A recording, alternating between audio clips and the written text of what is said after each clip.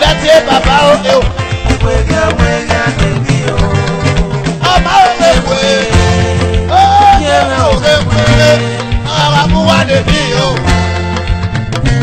Anahina Edo Wagomuna Elvis Abyssinia aka Ekoko One live on stage.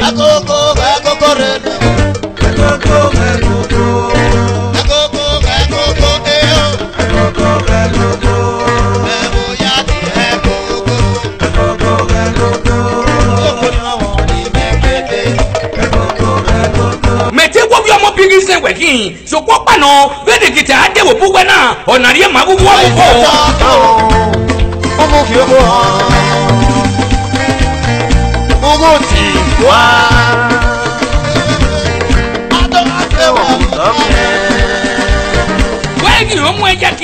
Idowu Agbes International Company Limited, Parliament Audio and Video Production, Nore No. 2, No Sayaba Street, Ekenatia, Former Osula Royal Hospital, Istoke City, New Benin City. Grab your copy.